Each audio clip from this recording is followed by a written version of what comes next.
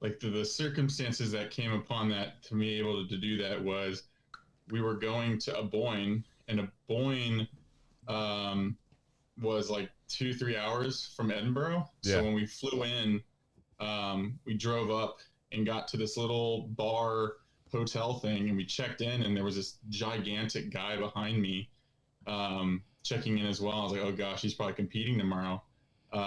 Ironically, the barkeep gave both me and him the same room, so we ended up like joking, oh, I guess we're sharing a bed, yada yada. Turned out he was the one that like transported the Denny Stone, so I was like, okay, I'll come see you tomorrow.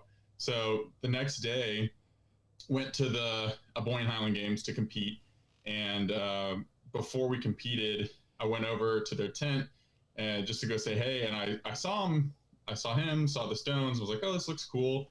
One guy was like trying to lift it, looked like he was going to pass out the entire time. And I was like, do you mind if I give it a try? He's like, yeah, go ahead. So I did, and it was fun. I picked them up. In my head, for whatever reason, I thought they were only 400 pounds.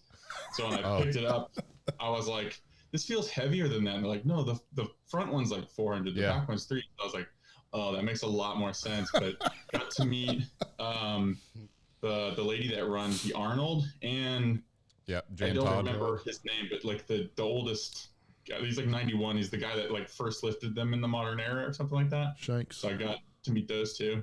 I don't think it's Stevie Shanks. I mean, Stevie Shanks was there, but it was some.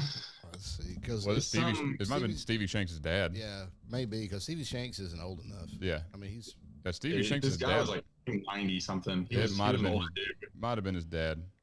Because Stevie Shanks is the guy that lifted the Denny Stones with Stevie Shanks on his shoulder. Huh. Yeah, it was a weird. I didn't even know. Actually, the only time I was aware of like a stone lifting thing was when I met you all at Smoky Mountain 2 years ago. Y'all brought the stones, and I got to try those out. And that was obviously a lot of fun too. But so it was like came full circle and actually got to do that, which was cool. So they gave me an invite for next year, but I don't know if I'll be able to make that. Yeah, I talked to Stevie a couple of weeks ago. Oh, it's been a couple of months ago, and he said, "Yeah, I'll put you on the waiting list for Donald Denny Day." I was like, "I just want to lift the stones. Like, I'm not trying to compete. I just want to come and lift them. That's all I want to do." Well, the first year you have to lift the stones to be able to compete. Yeah, and he told me that. But then he had asked me about a week or two ago. Well, about a week before Donald Denny Day, asked me if I was going to make it, and I was like, "Man, I really wish I could, but I cannot." So he sent me sign-ups for next year, so I'm gonna get signed up for next year. I'm gonna start saving money now. It was a fun experience. I don't know, having watched that one lady blow her knee out was interesting. That was crazy. Insane. She just sent out. Yeah. She posted the injuries that she got. Holy, like full ACL tear. It was bad. Bone bruising, something else. What was crazy? Lifting the day stones? No, the Denny Stones. Yeah, it was like on a platform, like on a trailer in front of a crowd. Just you could see the like knee just slowly. It was crazy. Like it looked bad, but then when she sent out the list of everything that happened, I was like, oh, it didn't look that bad, but it was bad. No. When was it? It didn't look that bad. But it was Donald Denny Day. Yeah, that was wouldn't nuts. be a powerlifting without an injury. So that's also true. How come nobody told me in Holland about this? Well, yeah, I'm like, did I miss that? Well, for one, Holland, I thought you would have known. And Dave, I always keep you in the dark on this stuff. So, like, you didn't even know we had a guest until like right before we called him. It'd be like that sometimes. He's an improv man. Yeah. That's when he does his best work. That was fun. That was interesting. Are we recording? I don't want to.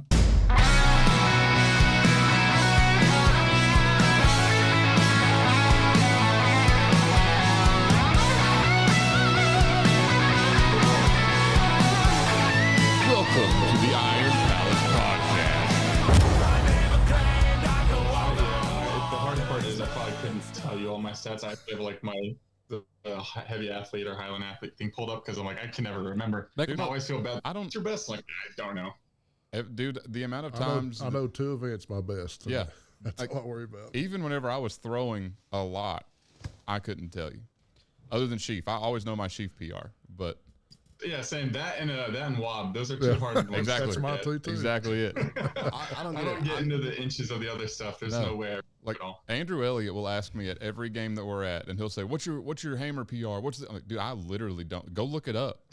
Like honestly, I don't even have a heavy. He could probably tell you before you could because he's so good with looking up. I don't even have a heavy athlete account yet. Listen, I don't know. That's how much I do not care. I know your PRs in all 9 events. I know your PRs in all 9 events. I know mine. If that's a fact, what's my heavyweight for distance PR? Yeah, he knows mine. I know David's.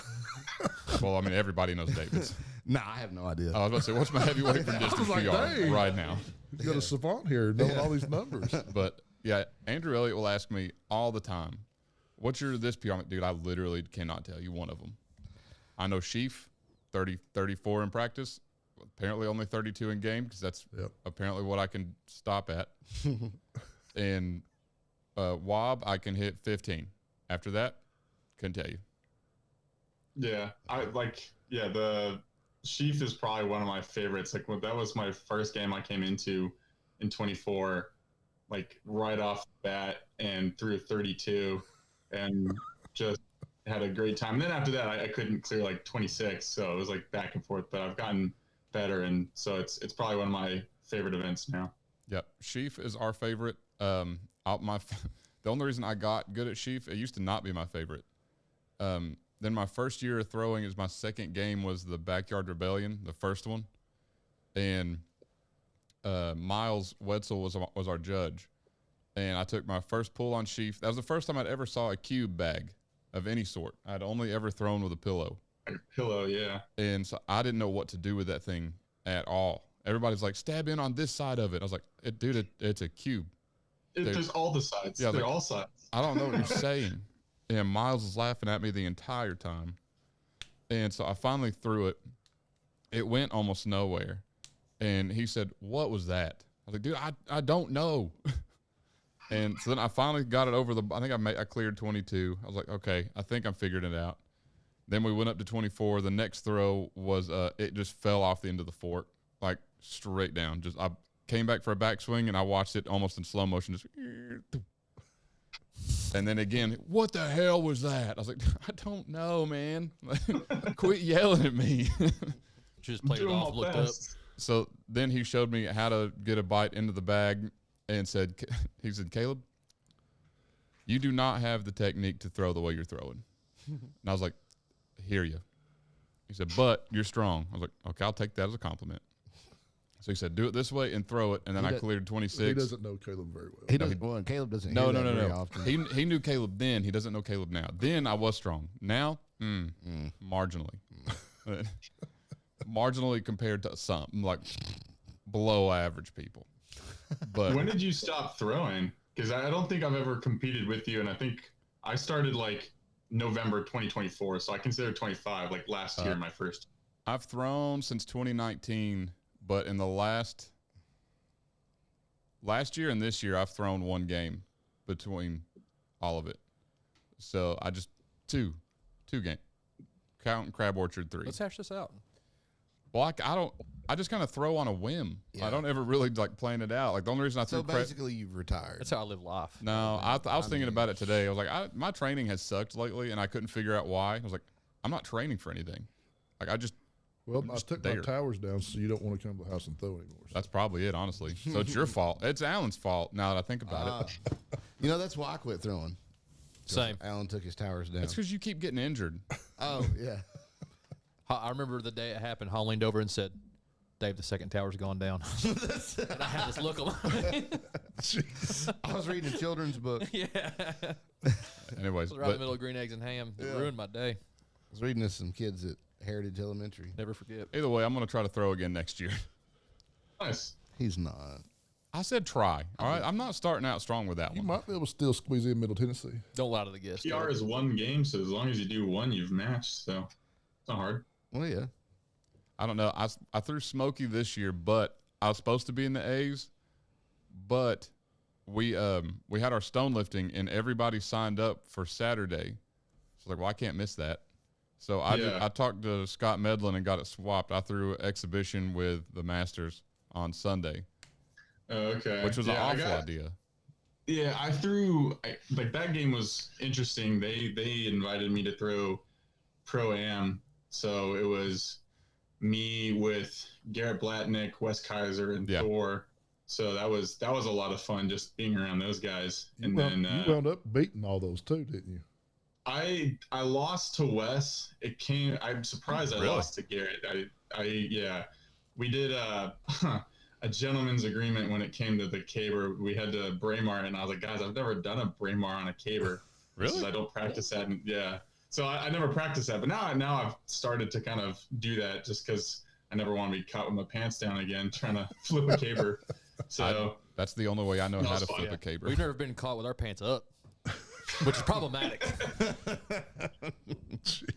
Yeah. So that was a blast. I think the only reason I beat Garrett from getting second was I cleared 16 on my first attempt, and he cleared it on his second or third, and then when he was going for 17, which I know he's capable of like 18 plus, he 3-bombed out, and so I beat him by like a point or something. So it ended up being, me second place, which looks great on paper, but in reality, it's his PRs are better than mine. But string together a good game is all it takes. So winning's winning.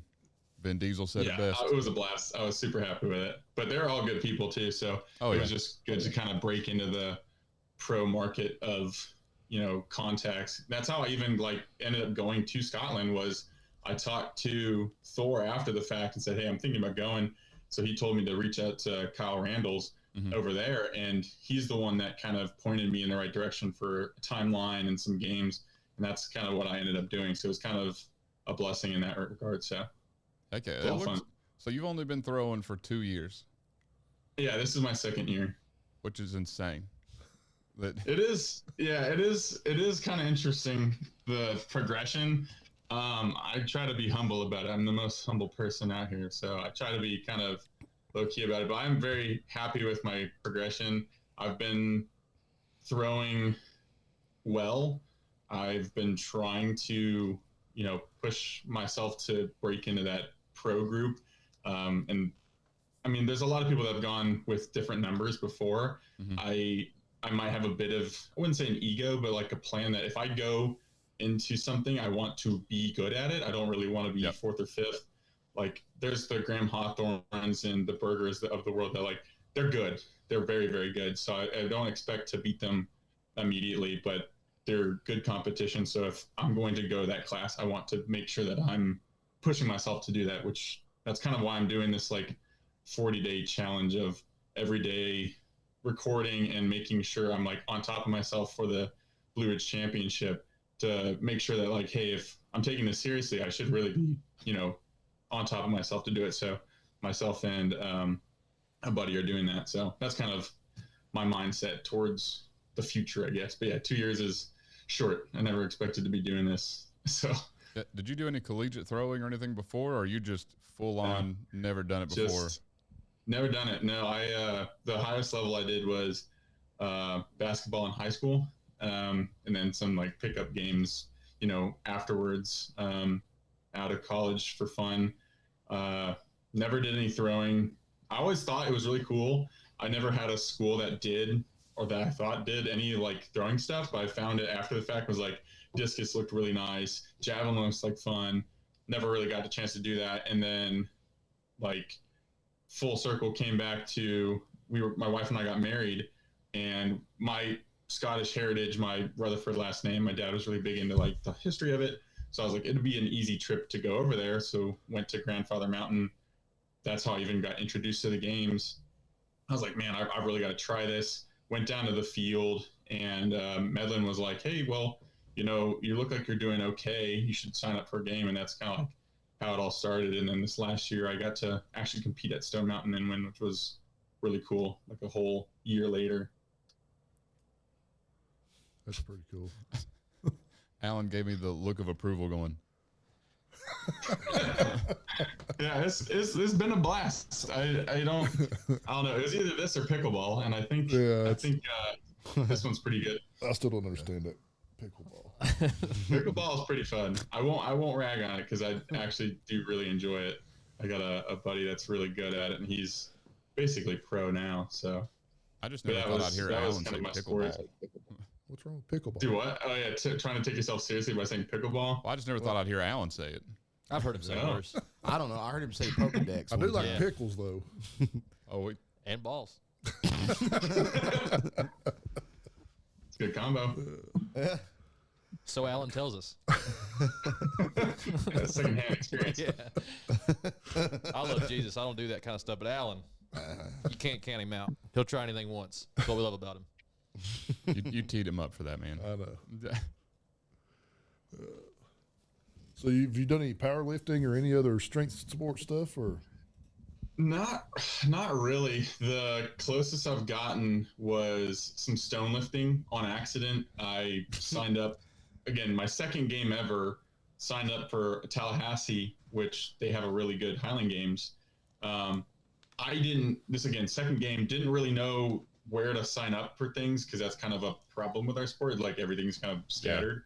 I found this Highland Games in Tallahassee, but they also have a stone lifting competition. I accidentally signed up for that. And then like a week out, I was double checking because it said, hey, you're signed up for the stone lifter on Sunday or whatever. And I was like, well, I thought I was going to do the Highland stuff. So signed up for the Highland thing, got there and competed in the C division because, again, didn't know divisions. That was great. I got to meet some really cool people. Jason Richards, who I'm really close with now, who's a phenomenal thrower, and a lot of other great Floridians that are awesome throwers down there. And then that next day, right after throwing, came out and did a stone lifting competition, which was a blast. And I won like $1,000 over the weekend. And again, second game, I was like, holy smokes, I'm going to be rich. And since then, I've paid more in like application fees than I've won. So I was about to say, I've never won any money. I've paid a lot of money. It was, yeah. I was like so hyped. I'm like, this is amazing. This is my second game and I'm making it. And I still have like in my cabinet the 2 checks that I won. I signed them. I'm like, yes, let's go. So now I haven't made quite the amount back. I say that actually, Scotland has their stuff together. They do pay, which is a big help. Oh yeah. But as far as the U.S., I've gotten a lot of cool, axes and stuff, but not quite cash. All I've got is to go back to your question, yeah, stone lifting was the closest I got. So. Which wrecked my back. The more we talk about how you got into this sport and how good you are, the more I think I hate you. Well, I just wonder what. It's hard to hate me. I'm so nice. I'm told. I started this sport doing terrible, and then I had to learn how to work out just to get somewhat okay at it. I've seen you in person. You're very strong. Like, there's no doubt about that. You're also tall, which helps. Well, he is tall. He was strong. I'm gonna say you, and he is tall. By the time you met me, we were already deep into the cut, homie. Like I was way smaller, and I've not got much bigger. Man, I've been pretty lazy. We're still talking about that cut. We are. I said then. If you just go to the gym every once in a while. Technically, I'm at the gym pretty often.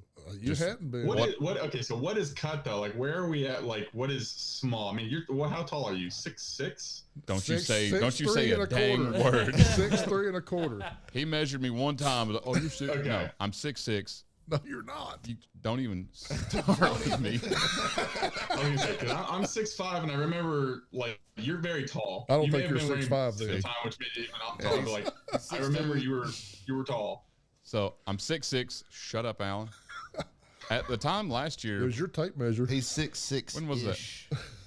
It was about this time last year. No, it was in May. This was at Smoky Mountain last year. Oh. And so we were right at the end of it because we did the show in June, like early June. Yeah. So, yeah, I was hovering around 240, 250. Yeah. Dang. Okay, yeah, that is pretty light for a tall guy. I cut from 276 down to the smallest I got was, what I say, 228? Was it 228? Golly. Or I think it was 228 because I remember seeing 2.2 and I panicked. Yeah, because you're like, man, if I get under 230, it's over. Yeah, that was the most lucid moment I had talking to our coach saying I'm done. Because I said I'm done like daily through that whole thing. Yeah. But as soon as I saw 2.2 anything, I was like, nope, I'm officially done. I was 260 when I started throwing last year, and then halfway through this, or like right at the end of the season, I decided I wanted to lose a bunch of weight getting in shape, started counting macros, and was like constantly losing weight. I think I lost like 6 pounds a week. Like I was losing quickly. So I went down to like about 240 the next year that I did the Tallahassee one. And that was this year. And I was like, this was stupid. And now I'm like back to like 255, but I want to put more muscle on, but try and do it in a way that's not like straight up dirty bulk or whatever. Just, I don't need more mass, but it does help when you're throwing heavy things. So I'm trying to find that balance. Yeah. 228 is... That was absurd. That is crazy. That was absurd. He looked like a concentration camp. I felt like whenever we finished that whole thing, I was like, dude, they're trying to get me to do it again. I'm not doing it. Was it for just like a bodybuilding show, or was it just like not even a real one? You get? It was just for one that we'd made up. Yeah. So it's just you guys in a living room, like, yeah, he looks pretty good. I mean, kind of, but with a spray tan and posing. Oh, we did everything. Like we had 3 judges. We set up a whole stage at our gym. We had lighting. I went all out to make it look legit. It just wasn't legit. Yeah, it was just the 2 of us. Yeah, but we had spent like the whole year trashing bodybuilders and just other sports in general. So finally, for some reason, we both said. Jens was talking about newbie gains. Yeah, and we never. How Jens had reached your plateau. Yeah, and then we both kind of sucked that. Like, cause after we finished the cut, we were supposed to see if we could pull back newbie gains, but instead I got lazy and you get injured. Yeah. So neither one of us did that. You got lazy and I tore my pec. And then your Achilles. And then my Achilles, yeah. Dang. But yeah, I got light one time early on. So that, like, during COVID, kind of was doing Olympic lifting because it looked really cool, and I had one gym that was open to me, and I got up to like 260 and then went back down to 240, but was still pulling the same weight, and I like tweaked my back. I don't think getting that light is crazy for bodybuilding. Like, all respect to that sport because it is extremely mentally tough, but I can't do that. Is it mentally tough, Caleb? A little. I mean, it's hard to look at food and be like, I can't eat that. That wasn't even my problem. His problem was clinical depression. Yeah, it was bad. That could be really bad too. Like I don't think I've gone through that, but that's so low. Well, prior to that, I had worked up to I was like 300 pounds, almost 300 pounds at one point, and then I'd cut from 300 to 275. This is before we even started the podcast. This is a while ago. And was pulling more at 275. Like, I went from pulling 550 at 300 pounds to pulling over 600 at 275, squatting 500. We're not going to talk about bench numbers. And, 265. I don't think you hit 265. I hit 300. It's on video. He almost benched his body weight. Anyways, so I'd cut down to that, and I was like, dude, I'm feeling freaking yoked, man. 275. I'm stacked. I'm winning all the games, competing in powerlifting. I'm feeling great. And then for some reason, we started this podcast, and then I'm still feeling good. And then we just do this cut, and then I went to 228, and now I'm not strong. I don't look good. Oh, you look great, Caleb. Now, yes. This cut's going to be like the blizzard of '93. He'll be talked about for years. There was 7 feet of snow. I would be. We were without power for 2 months. That's crazy. That was the best example ever. That's exactly what it's going to be like. We were without power for 2 months. I've been without strength for 12 months. A breeze blew me 2 blocks over. I couldn't find my way back home. I kept falling through storm drains. So yeah, long story short, yeah, everybody says they grip their keys and they walk by storm drains. Dude, I just walked away. Yeah, I don't recommend it. I don't know if I've ever done that. I think I'm a little weird. I kind of look down and I'm like, what's doing? I remember when I was a little kid, I used to look for the Ninja Turtles when I would walk over. Yeah. Mom wouldn't let me leave pizza by it, though. I always wanted to do that and sit back and watch to see if I could catch them reaching. Dude, you would be the one to set a mousetrap by a sewer grate just to wait to catch a Ninja Turtle. I would, yeah. The lid had the stick under it. Yeah, master splinter like that. Yeah, that's true. I had a string tied to it, so I could. Dude, it'd be that one that you just sent me the other day. A little. Yeah. Oh, like caught the roach in the little trap with the little motors. Yeah, it had the little sticks. Dude, I watched that way too many times. It's pretty funny. He sent that to me, and I was like, why is he sending me this dang trap thing? And I was like, did I started dying? Caleb's like, I need it. Immediately. I was like, I think I can make one. I can 3D print this. Yeah. But let's see, what else? So you're just naturally gifted at all the Highland Games things, so that's cool. Lucky you. It takes some practice, at least. I've had really good training from Jason Richards, Kyle Randalls, a lot of the other competitors that I've spent time with have been really influential to me doing better. It was kind of awkward at the beginning where I'd come out and I'd beat them in the event, and then I'd be like, hey, how do I do better? And they're like, dude, you just beat me by 20 feet. Like, go away.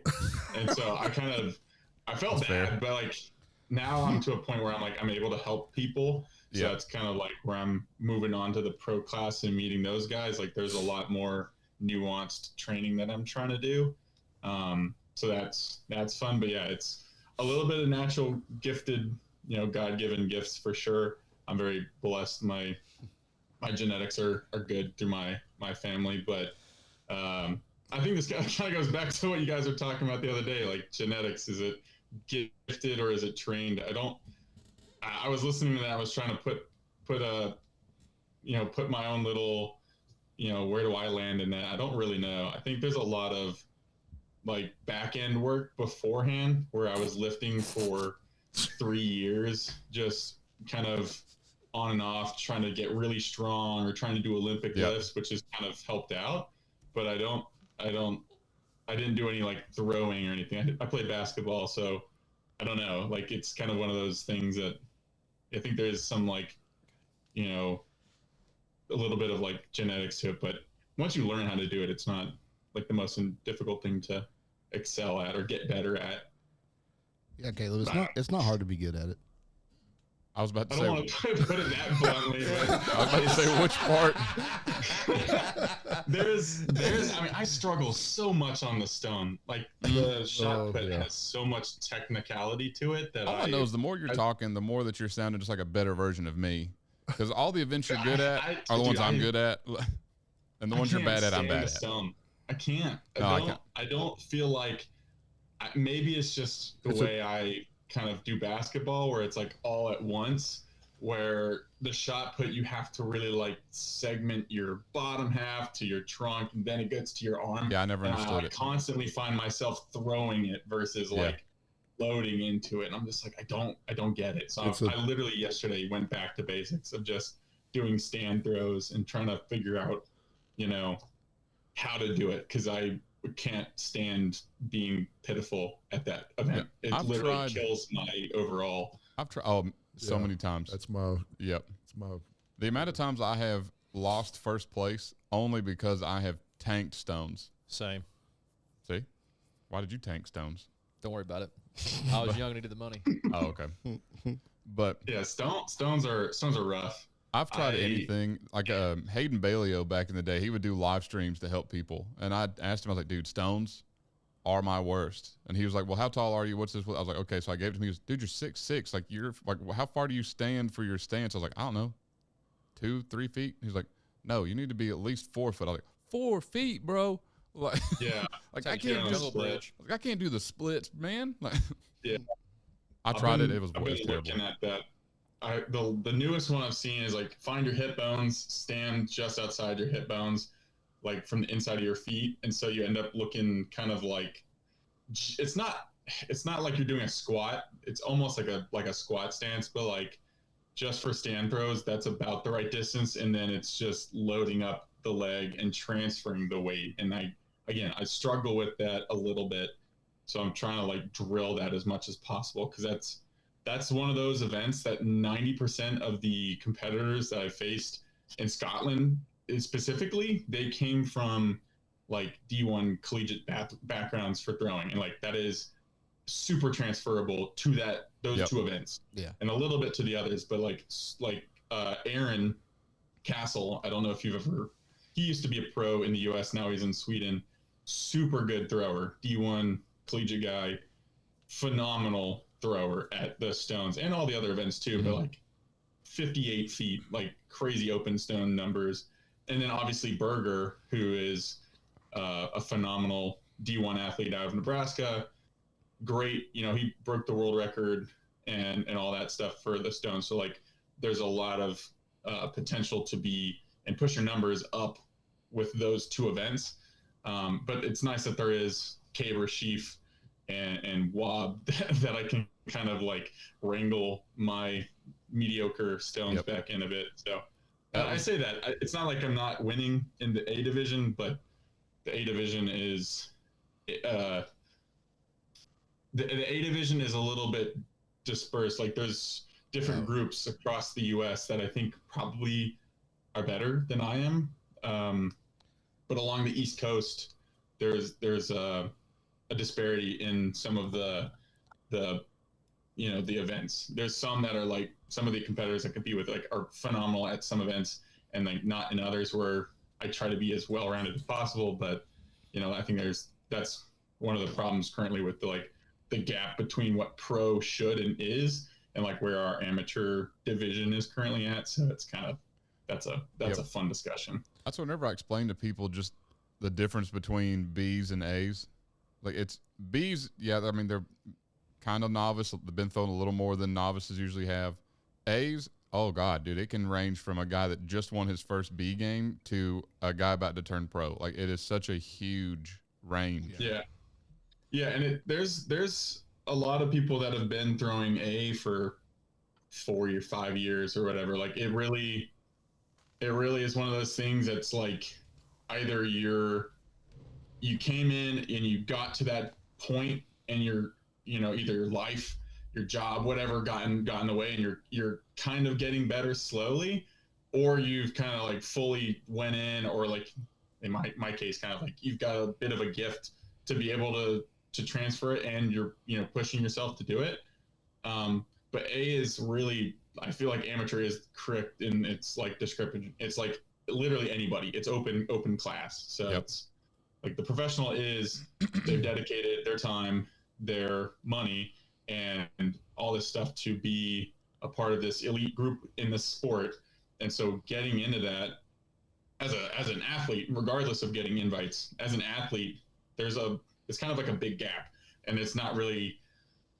There's not like a definite way to do it. A lot of the 80s I've talked to are just like, when you're ready to go pro, or are you ready to go, you should stay amateur. And I'm like, well, there's no clear cut path. So for me, I'd like to next year throw pro. So I'd like to finish out this season as best I possibly can. And next year be able to do pro stuff. But it's a really, you kind of just have to like toss your name into the wind and hope someone hears you, yelling. And I'm hoping my accolades, my PRs, whatever, kind of carry a little bit to help me in that transition from amateur to pro. And then also I've got a lot of guys that are in the amateur class that I'm friends with. So I want to help them if their aspiration is to do professional stuff, to help build the games around me, to help them out. So like, it's kind of like I might be at the front right now or whatever. I don't know who's currently in first. I think, depending on what scoring metric you use, could be anybody. But like, building up the people around me is kind of what I want to do as I go further in, and then learn from the people ahead of me. So that's where it's currently at. But it is kind of odd. I always remember hearing from the pro guys, like it's a political thing to get in with pro games, and they're like, oh, what do you mean? It can't be that bad. I'm not voting. And then like, oh, I see what you mean. Like you have to know a lot of people, and it's not like 2 years in, I know nobody, not really. So it's fun. Yeah. A lot of the invites go by just how well they like the person too. It's not whether they're the best athlete there. Yep. Yeah. I've heard some horror stories of people that are phenomenal throwers that don't get invites because they rubbed someone the wrong way one time or made a comment or, whatever reason like that. That's a thing, which. Yeah, and there are guys that get invites just because they work the crowd well. Yeah. I mean, of course, they've got the numbers. And that's part of it too. You got to work the crowd. That's the whole reason you're there. So. Yeah. You're the entertainment. And sure. And like there are guys that get invites. They're like, yeah, they're going to come in last in this class, but they're the fan favorite. Yeah, yep. The crowd likes them. Yeah. That is fun. I've been trying to. I feel like I'm an introvert in some ways. When I get on the field, it doesn't really feel like I have a billion eyes on me. It just seems like I'm throwing things with these couple people in this field. But then I also try to make sure these people are watching me. One of my favorite things to do is to take the weight after we're done with an event and be like, who wants to feel what 56 pounds feels like on a chain? Because that is one of the things, especially in the US, people come to see this as not a sideshow, but they had nothing better to do on a Saturday. That's truly it. In Scotland, that's their homegrown fair. That's the thing they've been doing for years. Here, it's just so-and-so said I should go to this thing and I'm here and these guys are throwing stuff. What's this about? So taking them the implements and giving them a physical connection to us in the field seems to help. Yeah. It's kind of weird sometimes. We get kind of in our little huddle with phones on a tripod and forget that there's people watching us. So I try to keep that in mind. And there's other people that are better at it than I am, but it's a thing to be cognizant of, right? So they should allow personal hype. Being a crowd pleaser. That's one thing I'd started doing. Whenever I stopped towards the end of whenever I'd kind of slowed down throwing, and even now whenever I do throw occasionally, I purposely don't take my tripod on the field anymore because I didn't like that disconnect of all I'm worried about is filming my throw. Now I just have my wife film it for me or something, or my mom if they're there, whatever. Just so that now I'm not disconnected from my friends that I'm there for and the crowd if they're watching. That was just for me. I'm not recommending everybody do that. It's just that helped me with that because before that, all I cared about was I need to record this so I can post it later so people know I threw today. They'd let you bring someone in with you like managers on WWE. I think we should. That's the weird catch. How is anyone going to know you did this weird sport if you don't post about it? And how is an AD going to know if you're worth bringing if you don't have a social presence? So I kind of in this weird limbo of I don't want to use social media, but I'm also kind of in a spot where I kind of need to, both to know who I'm competing with, competing who's my AD and stuff, but also just to kind of build the sport because if no one knows about it, no one goes to it. So I'm trying to get better at it, but it's I don't want to have my tripod out there. So games that are ran the No Fame Games guys, they've got a full dedicated, videography team. And depending on how that stuff works, there may be a way to incorporate, getting your media from them. So it comes from one source. So you can focus, like you said, on the crowd work instead of having to hold on, I got to stop my camera really quick in my boots and just waddle over, move it up, yell at the crowd. That's fun. Yeah, I got nothing against people that are recording. I'm not saying that, but it helped me a lot just to make more friends, more so, because now I'm not only focused on, I don't feel like I'm locked into game mode, almost like at a powerlifting meet where I'm just locked in, and that's all I'm thinking about is the next lift or the next throw at this point. That helped me kind of pop in and out. But yeah, I reference the No Fame Games a lot. Into your social media presence a bit is, especially now, like you said, all of our information is very spread out, but social media has kind of closed that gap a little. And so without social media, used to, whenever Alan started throwing, you had to, carve your invitation on a tablet, and it wasn't that bad. But you'd have to call ADs and get information, and they would mail you an entry fee or an entry sheet. You'd fill it out, mail it back with your check, and this took 6 weeks, 8 weeks sometimes before you even knew if you was in a game. Yeah. So social media has really helped a lot, but if you don't have it, Lord, I was just about to say his name and I just forgot it. We'll wait until you remember. Yeah. We'll just sit here. Everyone quiet. Spencer Keck. Spencer Keck has no Facebook. And I love Spencer. He is impossible to get a hold of. Well, I had his phone number. Highland doctor. I freaking love Spencer. I beat him before. Dude. I just make sure everybody knows that. One time. That dude pisses me off so bad. So he's good. He's super good at sheaf. That first time I threw 32, we and him were battling back and forth. Which is really funny because he used to be terrible at sheaf. Really? Used to. I smoked him at sheaf all day, every single time. However, he would smoke me at everything else. But our second game we threw together, because he's left-handed, and he would throw wob right-handed and beat me by at least a foot or two, depending on where we were at, and then throw the rest of the day left-handed. And I said, why did you throw wob right-handed? He said, I didn't want to waste my left hand for the rest of the events. I hate to tell you, I do the same thing. I don't. I do everything with the same hand. I am a right-handed person, but I throw wob left-handed. How? That seems illegal. It seems so. It's smart, but it worked. I don't know why. I tried with my right hand. I tried with gloves. I tried with tape. I tried whatever, and like left-handed, I don't know. Maybe it just moved better. I'm gonna try it. I've been stuck on that. I don't know. I've tried it right-handed and I can't do it. I'm gonna try it.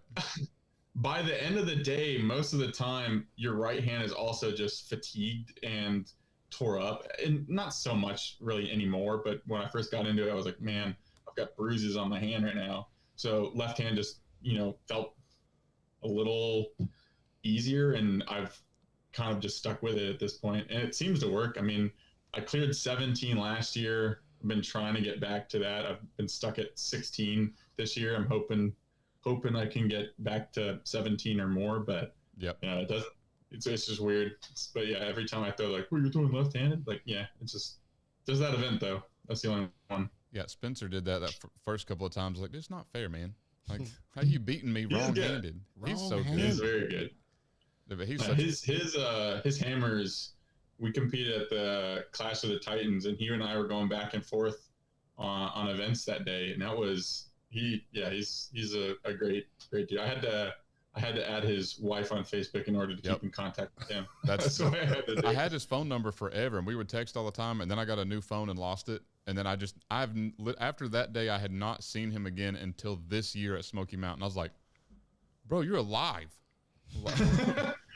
Yeah, I look on the stat sheets on who's coming to compete. I'm like, oh, Spencer's gonna be like, good.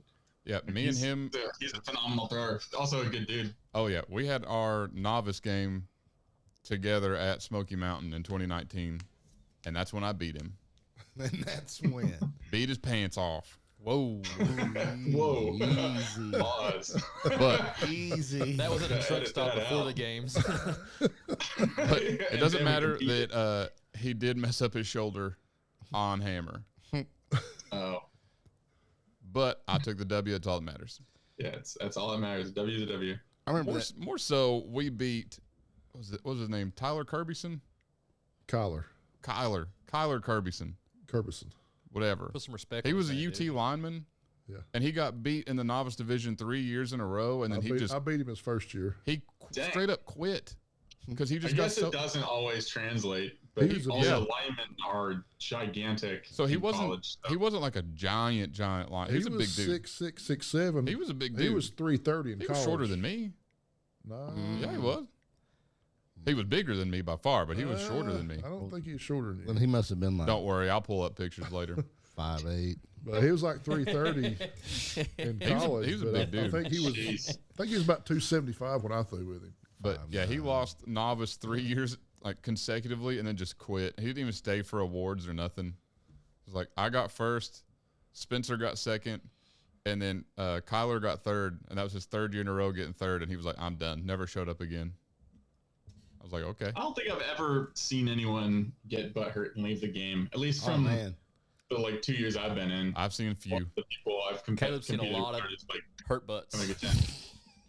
He was a 3-year starter. He was a 3-year starter at UT, so I'm guessing. Yeah. And he was a big dude. It doesn't always translate. Well, he would even told us there that he never practiced. He never threw any more games other than Smoky Mountain every year. And that was before, too. That was back whenever it was still at Maryville College. But Spencer Keck's a great dude. I need to get him back on the podcast. I remember that last time he and I talked, we were talking about, Avatar, The Last Airbender, and how good of a show that was. Dude, it was such a good show. Wait, you're talking about the live action or the animated series? You're talking about the cartoon. Animated. Thank God. Animated. Okay, for a minute I was about to judge you hard, but I haven't watched the live action. I have heard it's good, but haven't watched it yet. I don't know. I don't want to watch the live action. Some of them just the kill it for animated me. is too good. The animated is way too good. Live action One Piece slaps. Yeah. Which episode? Episode 4000. I've tried to watch the animated of that, and I've got to like 70 something, and then I got bored with it. But now I'm just chilling with the Netflix live action because it's really, really good. Me too. I'm definitely not on episode 915. I started that One Piece thing, and golly, I didn't realize how many episodes there are. Like, I got through almost the entire thing of Netflix. I was like, wow, I can't believe I finished this. People say it's really long. It's like not even like a third of what's available. And I was like, okay, I gotta quit. Yeah, Netflix now only goes to episode 875. Yeah, it's like way small in terms of like what they've actually done. Yeah, just go ahead and let you know. You watched the live action One Piece at all yet? You check out the live action one at all? I did. I thought it was pretty cool. Yeah. I like coming from having watched where they kind of remade it from. I was like, oh, this is pretty cool. I don't think I've watched any of the. I maybe got like a couple episodes in, and I kind of left it. But yeah, I think it was pretty good last time I remember watching. I just finished season 2. It's really good. They did a good job. Okay. Yeah. Season 3, there was a big gap, but season 3 apparently they've already done filming. It's going to come out next year, so it should be pretty quick. Okay. Yep. Holland got me into watching it, and then we tried to get Dave into watching it. Dave quit the anime about 5 times now, and then watched the 2 seasons of live action, and is now full on loving One Piece. It's the best.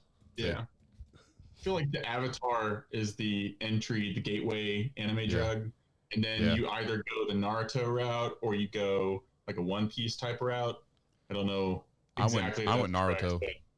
As a kid, I liked Naruto as a kid. I did. I went Naruto, Bleach, and then now it's just a spider web. I've watched so many. Yeah. I've never watched Dragon Ball Z, which I've been ragged on about, which fair. I mean, I've always heard it's super good and all the like cool guys that came from that show. I'm just like, it's hard to watch TV as an adult, to be quite honest. So Dragon Ball Z, ask those people that say it's so good when they watched it, because I guarantee you they watched it on Toonami as a kid, and it hit way different then than it does now, because I tried. Yeah. And it's not great to watch now. I've heard from people that like marathon watch it that it's like 4 or 5 episodes straight of somebody just going. Because even like they made the new. Watch out! Watch out!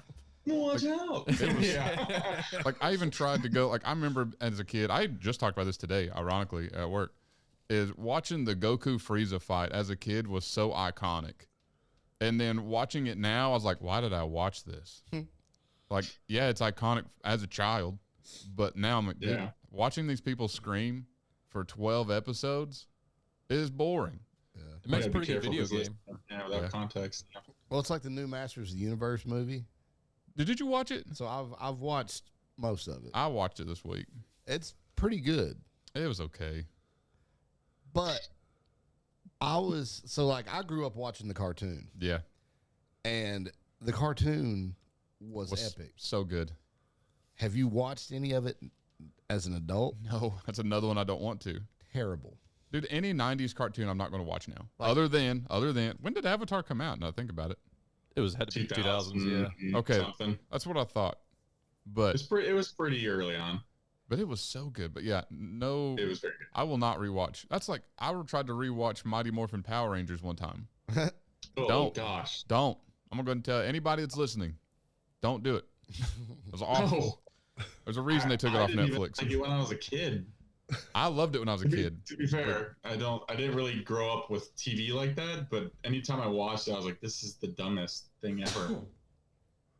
So I had my thing was Codename Kid Next Door. Yes. Jimmy Neutron. Awesome. Fairly Odd Parents. Yep. And the Blues House for Imaginary Friends. Those were like the ones that I remember distinctly. All goated. I loved Rocko's Modern Life and Angry Beavers. Those are my 2 big ones. Why does that make so much? I bet you liked Ren and Stimpy too. Ren and Stimpy was all right. Happy, Joy, Joy. Angry Beavers was the jam. Literally all that makes so much sense now. think that was like right before my time because I'm aware of what those are, but that was never on for when I was watching. They would come. Those would be the ones that came on, and I was like, nah.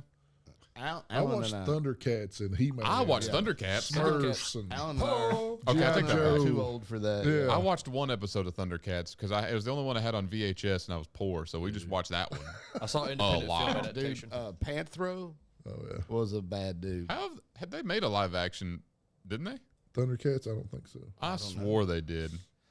I think they just remade with the Skeletor dude. He-Man. Yeah, He-Man Master.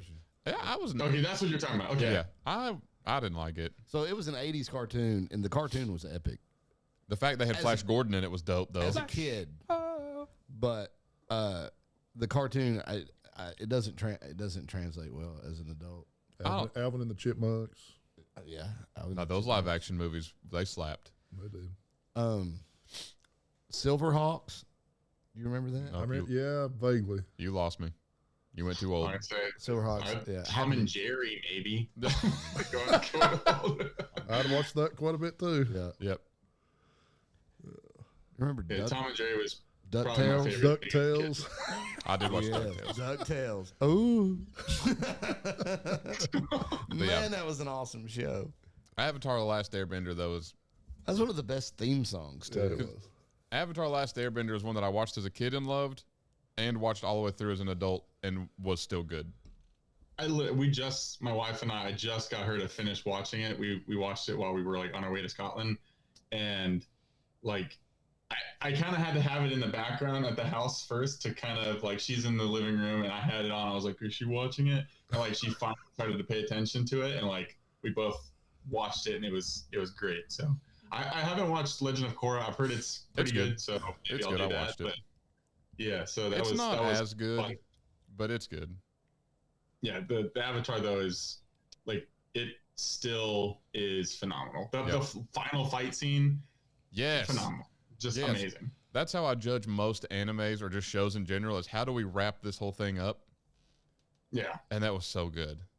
yeah. Avatar Aang, the best. Like, Pokemon should 13-year-old. definitely be done. Pokemon needs to stop animes. Yeah, I didn't know they're still going. I know Oh, they're yeah, still dude. making new stuff, but Ash is the I oldest didn't know they were 12-year-old gonna ever. Yeah. Didn't he finally just like finish the Pokemon League or something a couple years ago? Like they just Dude. now made him champion or something. I was Yeah, like, and that's, then- Like, they're alright, still you're- going? Yeah. That's what. Then they tried to start over with a new character. I was like, just stop. They got to sell them toys, dog. Yeah. Well, Yeah, sell I know. the toys and video games. Stop making a show. No one's watching it. yeah, I feel like this show is just on to justify them making Oh, rare yeah. cards so that people can scalp them and make a second market, and they just kind of clean up on that. Yeah. Yeah, There's who literally saw no that reason making a to keep comeback, going. by the way? It really is, though, because like Yu-Gi-Oh! And Pokemon and all those came out because Magic the Gathering was popping off. And they were like, Yeah. if we can market this more towards kids, we could sell a lot of crap. Yu-Gi-Oh was also a good anime. Yes. That I remember. Yeah, That was it was. really good. I watched that one as an adult, too, and it was really good. The guy that voice acted Certified the New Pharaoh Classic. actually just died like a couple weeks ago. Oh, Yeah, dang. that hit me right in my childhood soul. Moment of silence. Damn. As you were. Okay. I don't know why both y'all had to. This is a respect, FaceTime dude. card for you, my friend. Yeah. But see, listen to us, giving the people what they want to know. What Yeah. are these professional athletes really watching? Yeah. I have no idea what you're That's talking the about. hard hitting stuff Yeah, right I here. tried to get my wife into any anime at this point. I was about to say, I don't know where this is going, but I like it.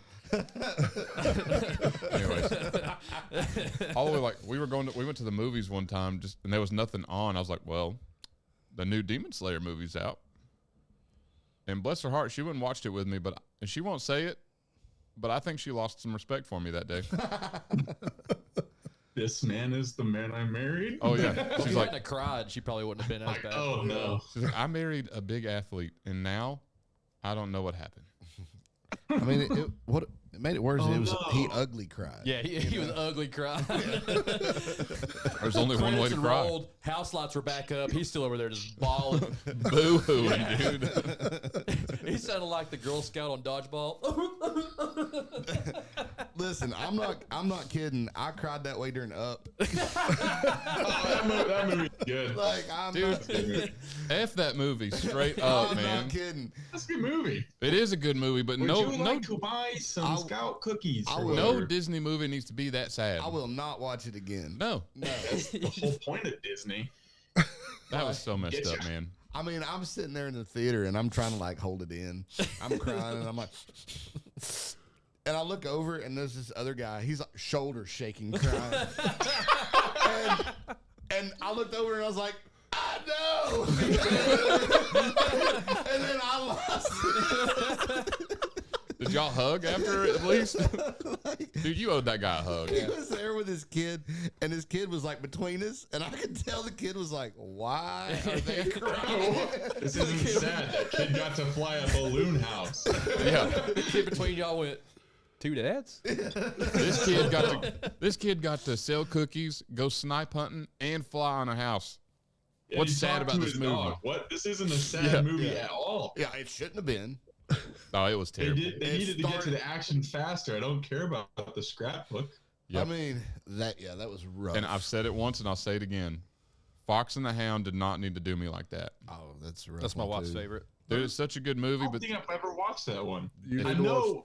I'm aware of its like tragic ending and sadness, but You'll like cry. I don't think I watched it all the way through. you'll cry. Make sure you watch it with the lights off, and your wife don't know. I don't cry. I only I cry think to once a movies. year. I definitely get like, Yeah, right. well, damn. I don't think I would shed a tear. It's like that's sad. I allow myself one cry a year. It's coming up, actually. We're not there yet. But Well, you had Old Oh, Yeller no, too. I have to schedule this one. yeah, but that wasn't a cartoon though. It's still- It Cartoons. was a you- Disney movie. that is true. Dude. It's yeah. animated. It's Where similar. the red fern grows. That was a bad one too. Oh, that is a sad movie. Yeah, Man. yeah.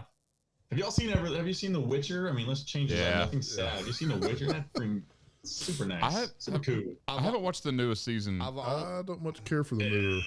I've heard mixed reviews. I've only seen the episodes with Henry Cavill. Yeah, the new guy, Yeah, the Henry new Witcher. Cavill. The way the good Lord intended. Yeah. I don't think the new Witcher's a good Witcher. I was on the fence Henry about Cavill's phenomenal. yeah, It's whenever just they not- announced Liam Hemsworth as the new Witcher, I was like, he better not be Geralt of Rivia because he's not my Geralt of Rivia. Yeah. There's yeah. Handsomer Hemsworths. You ain't from. kidding, dude. Like y'all couldn't have There's got also Chris. blonder. Dude, ones. Chris Hemsworth is the most handsome man in the world. You couldn't have got him. You had to get the guy that cheated on Miley Cyrus. Yeah. I mean, really, when they Or cast him, I was flowers or like, whatever. when they cast him, I was like, really? They got Miley Cyrus's boyfriend, or husband, Ex-husband. You know I what turn I mean? it off and turn on the climb out of respect for her when that comes on. I don't even listen to it. They got the guy that she wrote that song "Flowers" about. Is that song Yeah, called I "Flowers"? started watching it. It just seems. I assume you've watched obviously the first set Oh, with yeah. Henry Cavill, right? Phenomenal, well done. So I don't know good. if you played the games. The games are great. Yeah, I don't read books game's that often. fantastic. I'm sure the books are great in German. Whatever. The most recent one seems. It's like it seems weird. It seems like they understand that like Geralt isn't the same, so they're really shifting the look to Yennefer and Cirilla. So like they really changed it up, which is not bad. They kind of follow along, I guess the books or something. I don't really know. I have no But idea. like, it just was weird. But the first Witcher came out, and I bought all the games like right along the same time because it was like on a Steam sale. I remember playing through 1, 2, and 3, and I was like, "Oh my gosh, this is a Yeah, phenomenal they're great. game." And then watching the show, I was like, "Holy smokes, this is awesome!" And Henry Cavill, like, phenomenal guy for that role because Yeah. he doesn't method act, but he definitely he learns the role. Yeah. Like he loves, I think, the whole series and books. Yeah, he right? was obsessed with it before the show. Like he was pumped on it. Yeah, Yep. That's what's the show he's just playing a in now? super cool dude. Apparently, I read somewhere that that's more or less why he walked away. He was like, "This is not Yeah. going the direction Yeah. of the books. I don't like it. I'm here for the Witcher, 100% not what whatever I else." heard. And because he said, I want to go be Superman. I'm already Yes. disagreeing with this. I'm going to go be Superman. And then they backed out of the Superman. They pulled the rug on him. Yeah. And so he literally stepped away expecting to be Superman, pulled the rug, and then he just got stuck in the middle, like nowhere to go. Yep.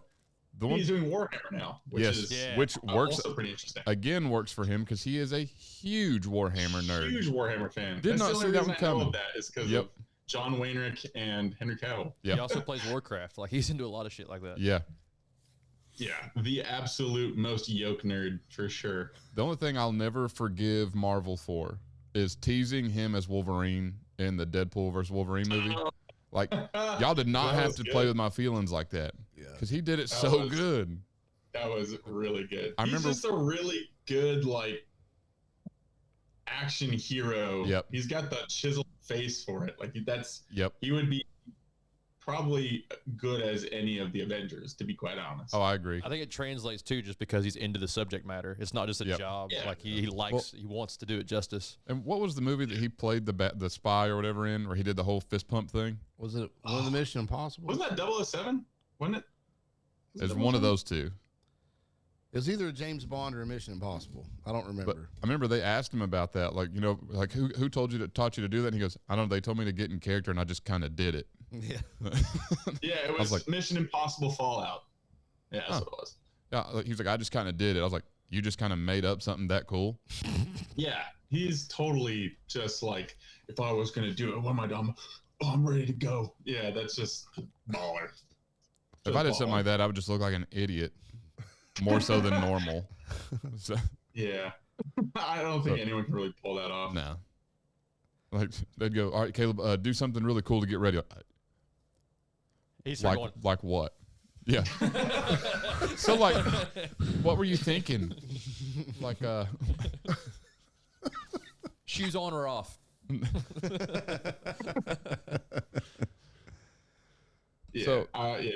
So no more sad stuff. We're talking action Holland. Movies, So you got any more stone lifting planned, or you gonna go strict Highland games?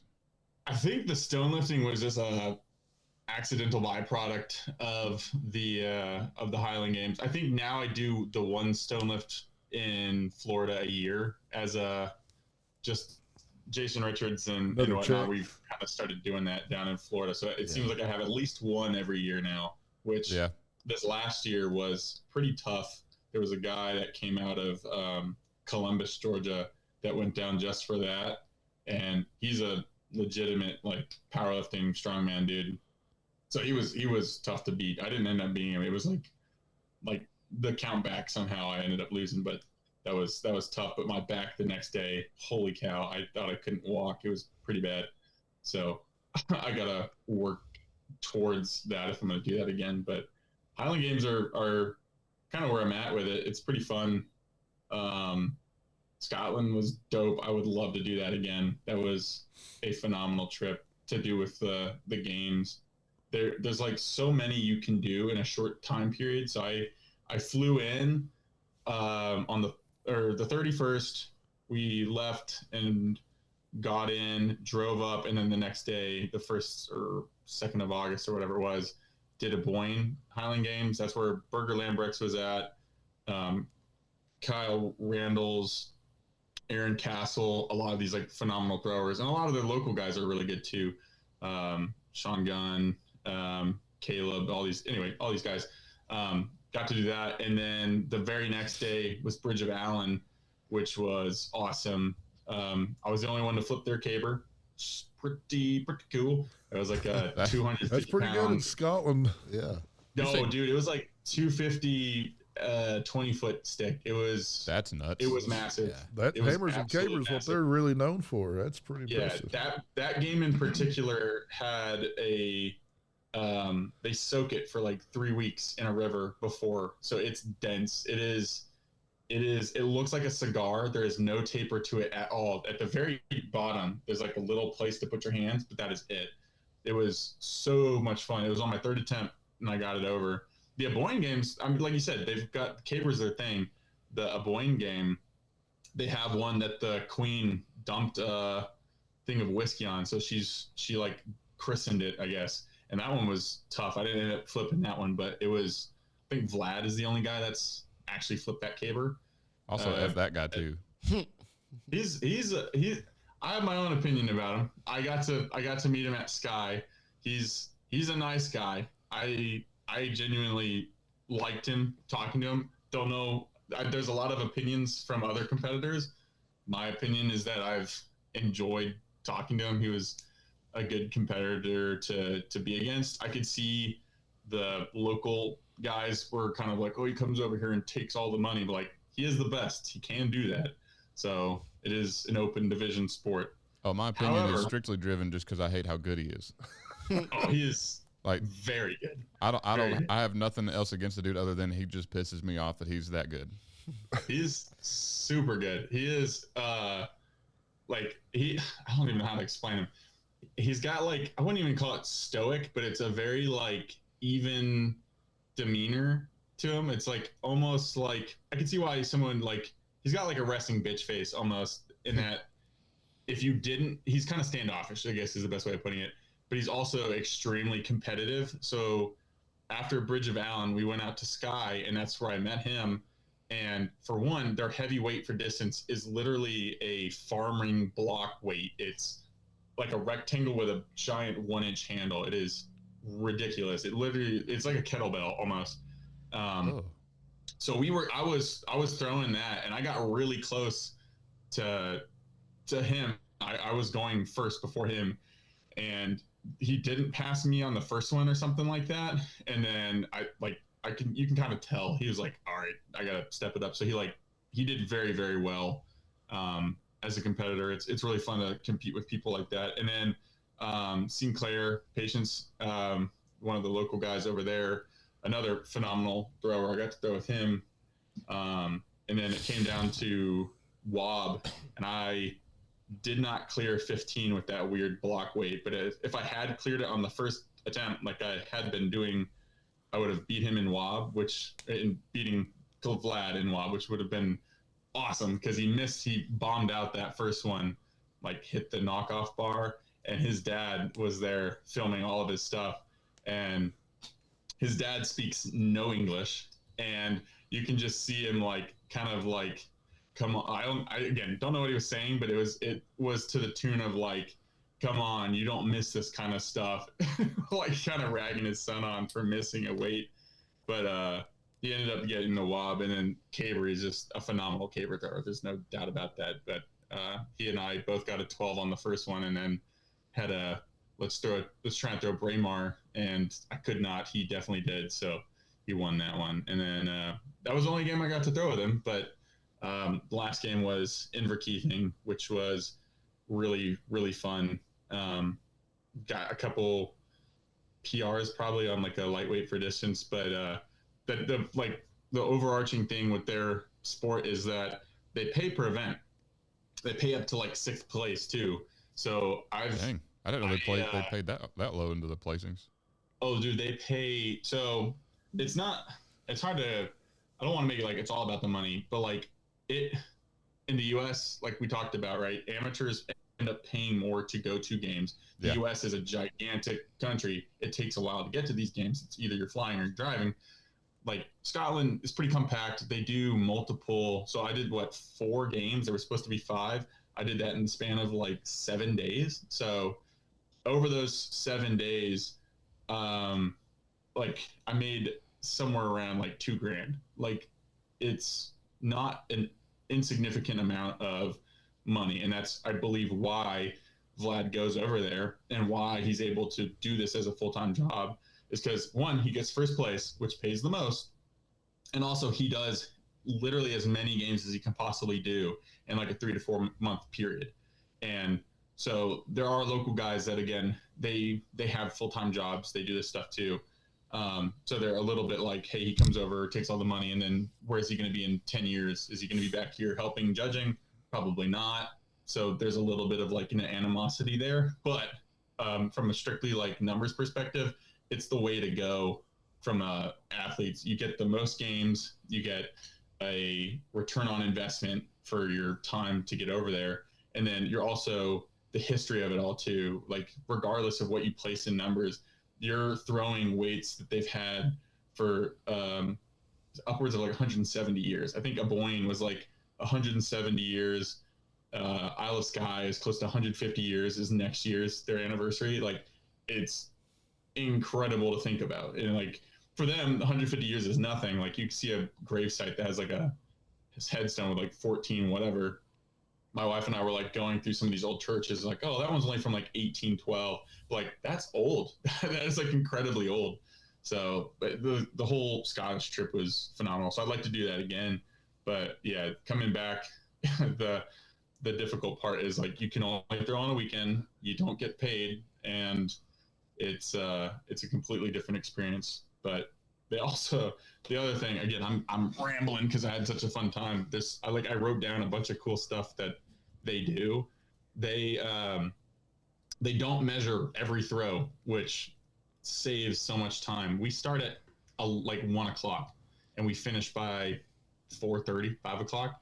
So they make you the single athletic people going besides the people running the track, which is also big over there. They just have a flag marker with your number or your name, and they mark your location of your throw. And then they have a guideline off the front of the trig that once you get into the second round, they'll just pull it to your previous one. They'll walk to the new one. If it's any closer or if it's any further, they'll just move it to that new one. If not, that flag just stays there. And at the very end, they just boop, boop, boop, boop, boop, and they check everything while you're getting ready for the next event. And it goes so fast, and it's really nice because the people in the stands see, how close of a competition is this. A Boyne is really, really cool for it because they put a red flag out for the field record. So you can see, however, like I think the one that Berger ended up breaking was like a 50-year record. Like you see where the rest of the competitors are at. Like this is that flag, and we're like all way back here. And then you've got Berger just launching this thing beyond the marker, and you're like, holy smokes, I just saw a world record. Whereas sometimes over here, the crowd's like, they have no idea like the level that's out there. Kind of speaking to your point, like you have amateurs that could literally have just gotten done with their first B, and then there's people like myself or John Wainwright or Ryan Hughes. Those people, like there's people that have been in this and that are doing well, and you can't differentiate that on like just divots in the ground. So that's really cool. The way that they mark is really cool. They do everything out of one trig. They move the trigs around for the hammers and they move them back up for the stones and stuff, but you're inside that netted cage. And then at Sky, they just took the net down after the light and heavyweight for distance, because at that point, no one's really in danger. Mm-hmm. The other two throwing events, you kind of need to be careful. But the net comes down and like everyone's right there. Everyone's like within, like 8 to 10 feet of you. So it's like spectators like watching this whole thing. That it's also in a quarry, so like they're up on like an amphitheater, which is really cool. But I think there's a lot of stuff of those games that we could carry over easily to make our games much more palatable for the spectators, because Holland was saying, like we've got to be a little bit of a entertainer, and sometimes it's best for them to be able to see what the heck we're doing. Versus, I mean, you can imagine someone sitting there from 8 a.m. till 5 o'clock just getting cooked, and they're like, I have no idea who's winning right now. Yeah. It's frustrating for everybody. Yep. We've talked about this before. Mm-hmm. Like, the crowd doesn't know the difference. Like, it's hard to see the difference out there, especially if you're sitting all the way across the field, of a 30-foot throw or a 36-foot throw, Yeah. And there's a huge difference between them. Yes, in actuality, but if you're sitting 50 yards away and there's nothing to judge it by, it kind of looks all the same. That's what I was thinking. That's why I do like that idea, because, like you said, even before the podcast, we've talked forever about how distance events are just not fun to watch for anyone. No one comes to a Highland game to watch them because there's no way to know what's going on unless you're a collegiate thrower or a D1 thrower and you've just been doing that. Then you know. But how many of those are just casually walking around Highland games? Yeah, or you've competed in Highland games. Right. And you're watching. But most of the time, in that case, then you're probably participating. Yep. So yeah, I do like the marker idea because it does add that depth effect of, dude. Yeah. Like I've thrown in a couple of KO's games where he actually used the markers. Yeah. It's solid because you also have something to shoot for. Yeah, it's good to know, like, where's my last throw? Who's ahead of me? Gives the competitors something to strive for versus like, oh, I need to hit 36 feet. What does that look like? I mean, maybe you could walk it off, maybe but also you don't. And so there's a lot of stuff. Like if I had a wish list, like I put together, we stagger all the different groups. Like they don't do an A, a B, a master. Like they don't do anything. It's an open. And I like masters throwers. There's a lot of the guys that I've learned from that are masters throwers. They also only compete on one day over there. So there is the chance of like splitting it into 2 days. But the way that they do their stagger start is because they're efficient with their marking and everything. You're able to start one group at say 8 a.m. when there's not a lot of people there. Maybe that's your A's, maybe that's your women's, maybe that's B's, whatever. And then when it comes time to put on a show on Saturday, when you have the biggest crowd there at 1 o'clock, everyone else is done at that point. And now you have your guys coming in at 11, 12 o'clock, not having to get there at 8 a.m. and throw till 5. They're there on a mission to knock out their best throws, because that's what you want them there for, is their best. So the marking, the time, the staggering, all that stuff is something that I'd like to see, but as a non-AD, it's not something I can implement.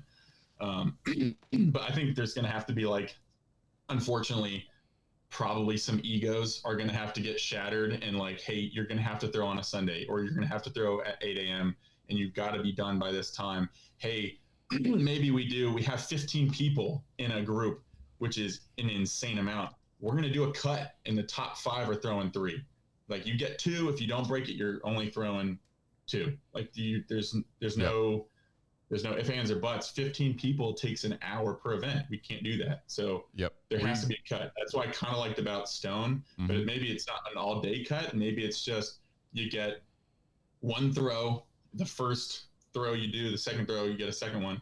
If you're not past a certain point, or you're not top of the group, you got a number, but you're not competing on the third throw. Like, it's got to be snappy. It's got to be quick. That's something we've talked about a good bit too, is both off podcast and a little bit on podcast, is just the depth of some of these rosters is getting out of hand.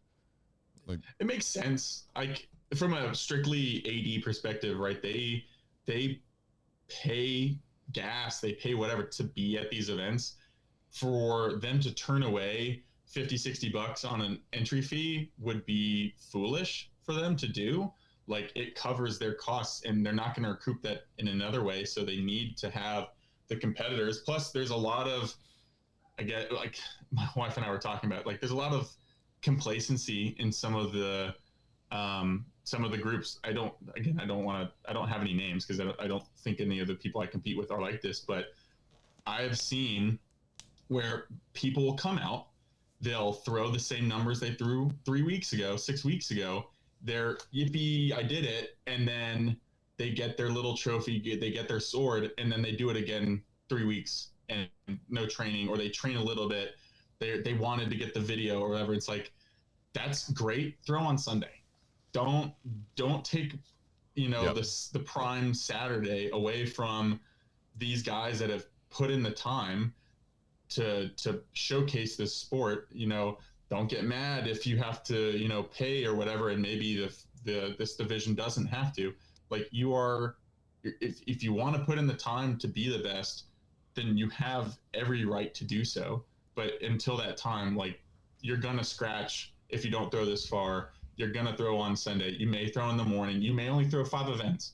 Like, that's just how it has to be, to make sure that the crowd is catered to. Because again, they're not going to be there from 8 to 2 or 8 to 4.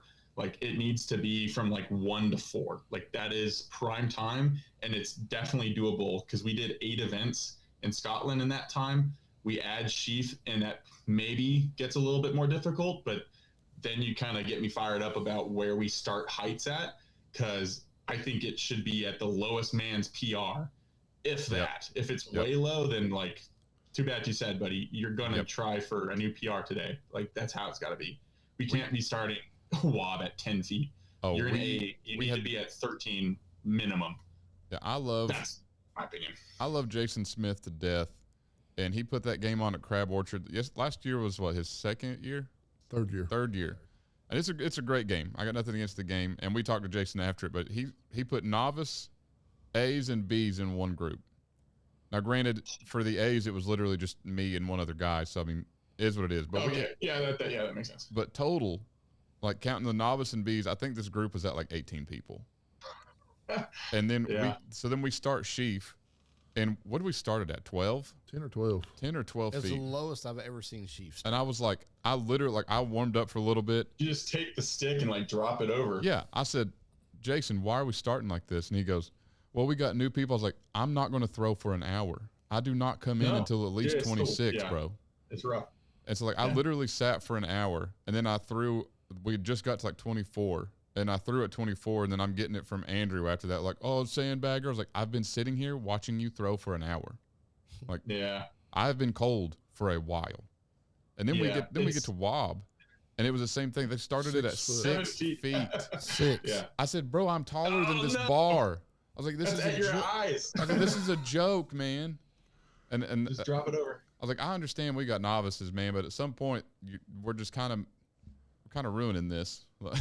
Yeah, I really think it can't be all at one time. Everyone, I love Danny Webster's games. I think he's probably one of the better ones to do it. I would love to have a format where we try to do, 8 a.m. to, 11 a.m. we knock out a division and they're just on it. The next division goes up and then the next division goes up. Maybe you have 2 going if you have to do masters and stuff, if it's all in one day. But having everyone go from 8 a.m. till 3 p.m. is really difficult on the announcing AD. It's really difficult on the athletes because it takes so long. Mm-hmm. And then it's difficult on the spectator because like no one's going to be out there for that long. They want to see the caber. They want to see sheaf. I feel like they want to see the weights, but again, to Holland's point, no one knows like where people are at if you don't have some way of like differentiating. So like flags would help in that regard. As soon as you make it more palatable for the spectators, they'll stick around a little longer, but you're not going to hold them for an entire day unless, like you said, they're the spouse of someone throwing, or they're in the games or have done it, in the past. And at that point, they're probably throwing. Like it's that big. So yeah, it's a weird place to be in. But I think some small changes could make it much better. And then I agree. Pay is another one that I understand is difficult. I think Jeremy Futrell made a good point on his podcast one time, is like, just give me a gas card. Like $10 in gas card is like a little helpful in some regard. Or like if the guy in first wins, right, cover his application fee or something. Yeah, like that's what recoup it. A lot of our stuff we've done, we've tried to lean more towards cash prize. Like we'll do a cheaper trophy for stuff. Like we did our stone lifting, not this year at Smoky, but our first one we did last year. I 3D printed some trophies, and then we had $100 cash prize for first, and then trickled it down from there. Because I was like, I like trophies, but I mean, I'm tired of. I got a whole cabinet full of them. Yeah, and I'm just tired of getting plaques. If I'm being honest, like I love plaques; they're cool. But like you said, if you make my trip a little bit easier, I would kind of prefer that. Yeah.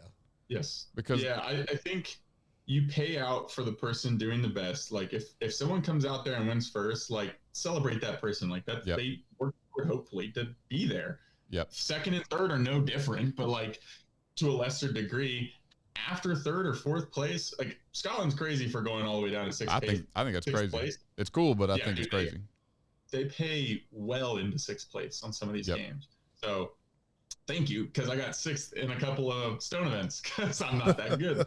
So I was really happy about that. But from the American standpoint, it is a bit of a sideshow versus over there. It's kind of cultural, so it doesn't have the same kind of draw. Plus, they're again 170 years. They have funding from the local community. They have trusts or whatever set up specifically to fund these games.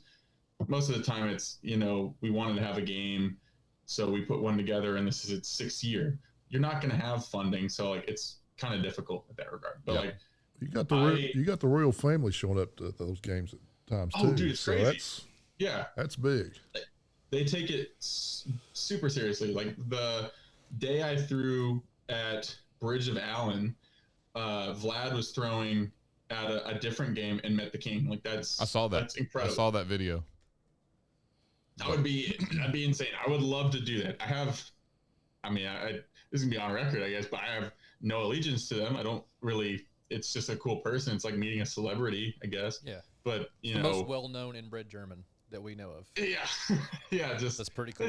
Yeah. Just it would be a really cool opportunity to do that, because I am playing this weird sport where I wear a dress and I spin around in the field. Like, where else are you going to do that to meet royalty? That's pretty wild. Yeah, there's a guy at work. There's a club you can do that in downtown Knoxville, actually. there's a guy at work that's from England, and I'd asked him one time. I said, "Kevin, you ever met the Queen?" He said, "No, I met John Mayer once." John Mayer. Yeah. The last thing I'll say about our games I wish we would do is I'd love to win a Claymore sword. I've been dying to get one since I heard that you could do that, and the closest I've gotten is the sword behind me. I've got a lot of cool axes. Danny has made some cool swords and axes, but the Claymore would be pretty sick to get. I almost bought myself one, but I don't think it counts if you buy it. Well, we'll count it. Yeah. I mean, whatever. Yeah. It still cuts, I guess, but it's not the same as like getting it handed to you because you threw something far in a field. Yeah. St. Augustine last year, I placed third, and I got they done theirs pirate themed, their awards. That was cool. They had a big sword, a pirate sword, and the next one was a replica, not the flintlock, but it was the one that had the fuse pistol. Oh yeah. And they gave everyone the wrong games. And then third place was a pirate bomb, which I won a pirate bomb. Yeah. It was pretty cool. That was really cool. Nice. Yeah, I must be going to the wrong games. Well, I wish they would advertise what the first place gets. That'd be kind of nice. But they announced this year that they're no longer doing that game. So. Boo. That was a fun game. They ran out of money because of the prizes, I guess. Yeah, they're too cool. Well, it turns out piracy don't pay anymore. That made me think. I don't think it ever did. Tom Stroka was talking, Stroka was talking about getting tired of winning swords. Yeah. And, that's what I've heard, and that's why, like, again, nothing against the Masters guys. They're the ones kind of running these games, but they're like, here you get something different because people got tired of swords. Like, I never won one. I kind of want one. I haven't either. Can we please get one? Yep. Like, be nice. I remember whenever I first started as I can't think of his last name, Nathan, the backwoods Highlander in Washington. That's where he started posting a lot of TikToks and stuff, and he was talking about, I've got all these swords from all these games. I was like, where?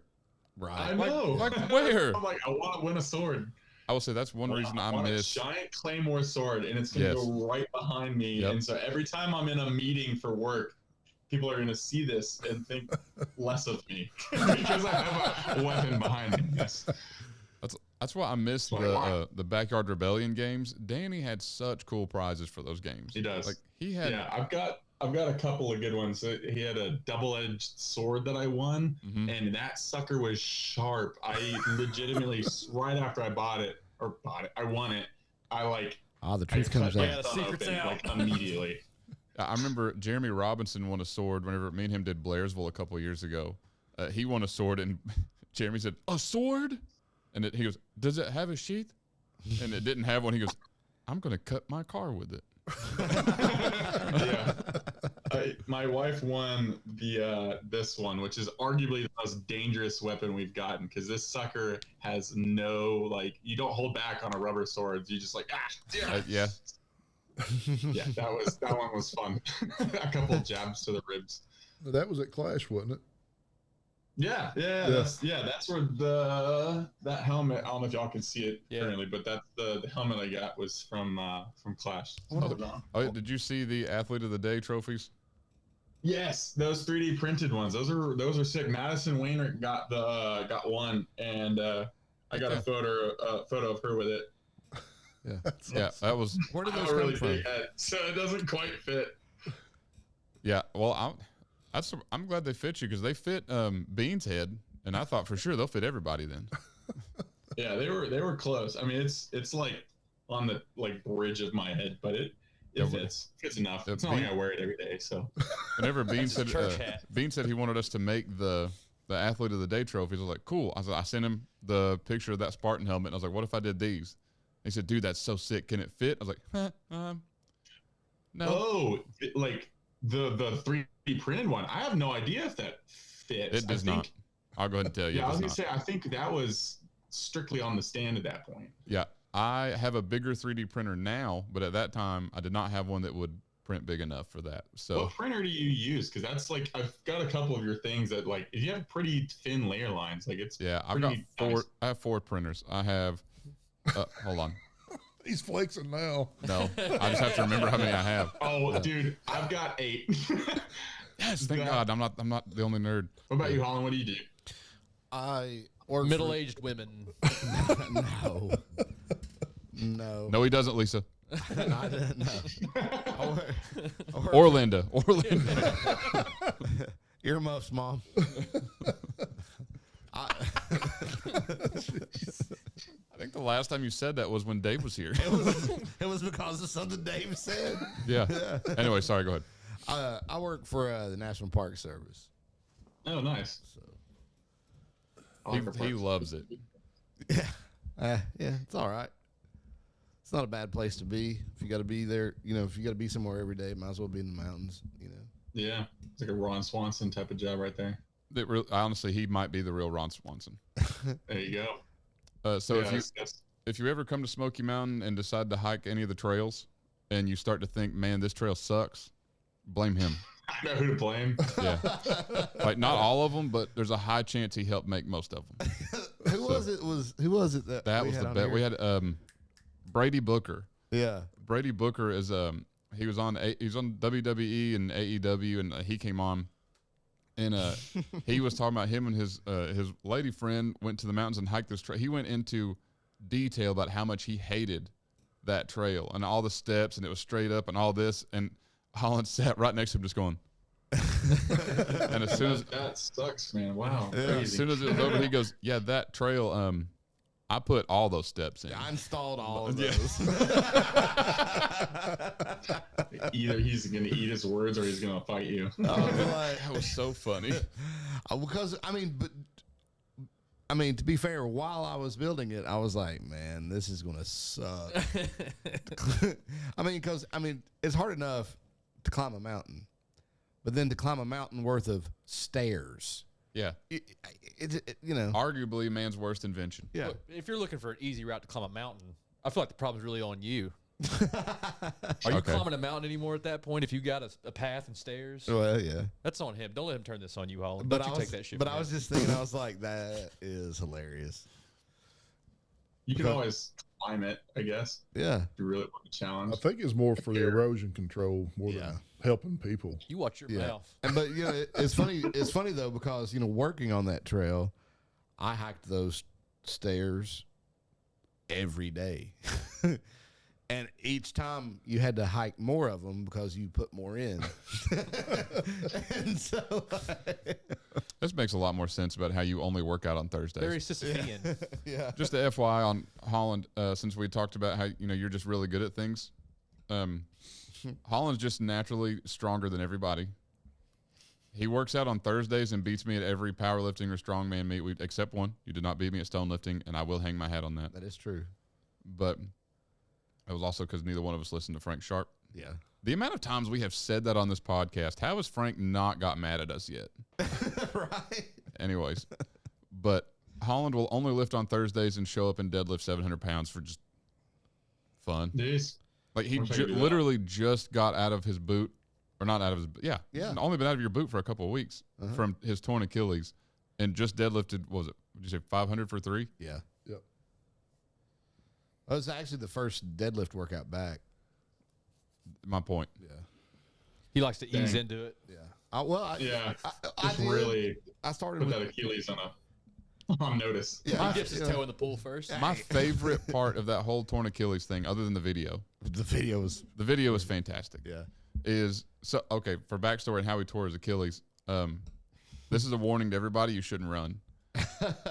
We, for some reason, decided we needed to do a 40-yard dash to find out who's the fastest on the podcast. Because Michael said he was faster than both. That was it. So we all, and Alan is I blame Alan. Why? Because it was raining, and all of us said, I don't know about doing this in the rain. And you said, it's just water. And I ate a salad today. I ate a salad today just to be a little lighter. I ate a salad for this. Yeah. And then you even stood in the rain. We said, Alan, what are you doing? You said, getting ready. So either way, we went and did this race in the rain. Mike, that's not here, didn't just fall or bounce. He skipped across the grass on his face, and Holland tore his Achilles. I still won, but it was tainted because of his torn Achilles. I should have beat you, though. I pulled up. Was it close? Or was it like starting block, first step blown out? It was about halfway through. Yeah, it's probably 3/4 of the way through. Yeah. And you see it in the video. You'll see him just like running. And you hear him off camera. I think I tore my Achilles. No, I tore my Achilles. Yep. That was the best. We're all over here yelling at Mike because Mike's laying face down in the dirt halfway down the little 20 yards back from us. And we're all laughing at Mike, and you just hear Holland in the background, I think I tore my Achilles. Yeah, and I'd like to point out that I did finish the race. He did finish the race. He still beat Mike. I beat Mike. Mamba mentality. Yeah. But yeah, so Mike was sniffing dirt apparently. Oh, he literally was. That's not the first time either. or the only thing he sniffed. Yeah. But then Holland went to the doctor and got his MRI, and then went back, and he said, the doctor even said, I don't think it's a complete tear because you can still move your foot. Yeah, I was walking on it. Yeah. So like I walked into the orthopedics office, and they're like, "What seems to be the problem?" I was like, "Well, I tore my Achilles," and they're like, they looked at me kind of odd, anyways, because I walked in, instead of like hopped in on crutches or whatever. So they're not Kobe fans. Yeah, and I was like, I'm pretty sure it's torn, and I told him, I heard you could hear it pop, like you could hear it pop on the video, like you could hear like a. In the I've seen some videos you popping it. Those are Patreon only videos, but we've been joking about that for like 3 years. We should probably start a Patreon at some point. Holland pops at 6969 at Patreon. Okay, anyways, go ahead. Sounds more like an OnlyFans, but that's the trick. Yeah, that's how we get you. But so like they did the X-rays and stuff, and they're like, yeah, come in, a couple days for the MRI. And after the MRI, they're like, yeah, it's completely severed. And I was like, well, I thought it was. And they're like, well, we doubted it because you were walking on it, And they're like, most people don't walk on a torn Achilles. And I was like, well, I've been walking for days on it. I don't know. It's like, I've been walking on it. It's just, I can't do this with it. Yeah. Oh, no, he could. That was the thing. Yeah. And they were like, sit on. How does that work? Telekinesis. Literally what we said. They're like, he was like, sit on this table, and I said it, and he was like, took my foot, and he's like, now push against my hand, and I pushed, down again. He's like, yeah, you really shouldn't be able to do that. Yeah, that's weird. If it's not connected, it's not to push. And he was like, the muscles around your ankle and stuff, he goes, have to be ridiculous. And I was like, well, it's all them steps you put in. That's right. And ironically, he was wearing the podcast shirt that day. That was that was priceless. And I was like, well,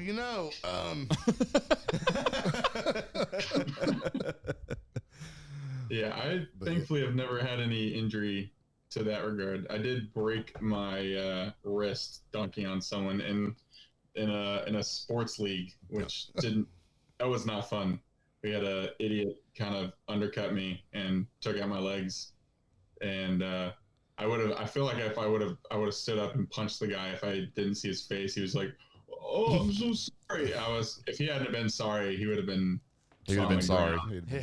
Yeah, he would have been sorry for sure. Yeah, I was like, do better. Got up and kept playing, and was like throwing my wrist around. I was like, man, it's not feeling great. And then I sat down, and it was like a bowling ball. So that was fun. Yeah. That's the only major injury I've had, which is not even from, a lifting sport of any kind, just basketball. No. But you know, it's another thing that's funny is after I had the surgery, like a week later, Oh yeah, you were walking on it again. or 2 weeks, whatever it was. I was back in the, walking on it. I was in the cast. They took me out of the cast, put me back in a boot, and we were at the airport. And he dug it out. We were at the airport. Of course, I'm walking through the airport, and there's this guy in a wheelchair and a boot, you know, and we got to talking to him, and he had the same surgery that I did, and we were both the same amount of time post surgery, and he's in a wheelchair, and I'm walking on it. And I was like, well, out. Maybe he was thinking he gets on the plane first if he's in the wheelchair. That's what he was doing. Got him. He's like, yeah, I don't care about walking. I want to be the first to see. That's a good for point. 30 minutes before we close doors. I was over there playing pussy. I was over there playing checkers, and he was playing chess. He was actually just really weak and didn't know he could get on first. That's a lot like what the only reason I wore my uniform when I traveled in the military was 2 reasons. 1, you don't got to take your boots off, and 2, you get to board the airplane first. I could care less about anything else. Yeah. I was like, that's the only reason I'm here for. Pretty solid reason. Yeah. Flying is not fun when you're 6 foot whatever. No, whenever I was 6'5", you're 6'6". It's not enjoyable. No, every time I've flown to Japan, I've always paid extra to have an exit row seat where there's nothing in front of me. Yeah, that's huge. It's a must every single time. I was so comfortable. Aisle seat, but they go up and down the aisles so frequent on international flights. It's like impossible. I gave up on the aisle seat. The exit row seat where there's no seat in front of you is the way to go, I promise. Yeah, it's expensive. They know what they've got nowadays. Oh, yeah. They cost a lot. I got so comfortable in that seat the last time on my flight back from Japan that for 12 and a half hours, I didn't move. We got, like, whenever we landed, I got up, and my wife was with me, and I was like, I've got to pee right now. And she was like, your body was sleeping. Yeah, and she was like, you broke that seal when you stood up. She's like, what are you talking about? I was like, I've never had to pee so bad in my life. And she's like, why didn't you go earlier? I was like, I'm going to be honest with you. I didn't realize it until this moment that I haven't peed in 12 and a half hours. And honestly, I don't know when it was that I peed before we boarded this plane. I just know for a fact it's been 12 and a half hours. Now I think about it, the seat's kind of warm. Yeah. Stewardess dropped water on my pants. Yeah. Awkward. Yeah, I thought so. No, not that. Alan usually gives me an update on time, so he gave me the 2. It's been 2 hours. Time's fun when you're having flies, boys. Yeah. And we covered it all. Highland Games, Scotland, 3D printing, sad movies. Anime. Movies. Henry Cavill. Yeah. A solid episode. Is there anything else y'all want to ask me or need from I can glean on with my 2 years of experience? I don't think there's much I can provide. I mean, I've learned more than anything. You've done a lot in your 2 years of experience. I mean, Alan's been throwing longer than I have, and Holland's been throwing longer than I have. But either way, none of us have been to Scotland. So worth it. It is 100% worth it. It's an easy trip. It is. I would just go for like a week because you can hit, like I said, 4 or 5 games if you plan it out right. And it's miles per hour over there. The only difference is you drive on the other side of the road. Yeah. It's kind of whatever for the dollar exchange. It's like $1.33. I was about to say they're on the euro, pound. Aren't they? They're on the pound. Okay. They've got the monopoly money. Like this is that stack of cash that I won. It's super weird. They're all different colors and they're plastic. Like this is what their bills look like. It's hard to see with that overhead light, but like they're really cool, but they're all different lengths, which has got to be annoying as a I don't like that. I've heard somebody make an argument for that because you can fill in your wallet. Oh, okay, that makes sense. With the different denominations or denominations, whatever it is. They also have Braille on them. Like they've got not simple. What is it? Braille on What's there, the word I'm thinking of, Holland? I'm having a stroke. I missed half of that. I'm having a stroke. It's not denominations. It's not. There's not Pentecostals and Baptist bills. What is it? Different. I think it is a denomination. Yeah. Ha! Maybe. Yeah. Ha! Don't ha me. You thought the same thing I did. I was like, there's no way that's right. I've got my Southern Baptist 5 and my Pentecostal 7. Makes sense to me. Yeah, it's well worth the trip. Their food's not what I'd consider good, to be quite honest. They don't use salt, and there's not a lot of flavor. But their pastries and their bakeries are top notch. Like a croissant every day. It's an easy trip, honestly. It's super fun, and like the history of it all is like unbeatable. So if you're thinking about going to do a Highland Games anywhere overseas, I'd make it Scotland probably top priority. It's on my top. I did find out that you can. Who was it? Was it Gina told us that you can, if you fly Iceland Air to Scotland, you can lay over in Iceland for free. Which I was like, that's perfect. Iceland's pretty sick. If you're big into stone lifting, they've got I almost did Iceland this year for fun for a vacation for Sarah and I. We looked at going, and then flights skyrocketed.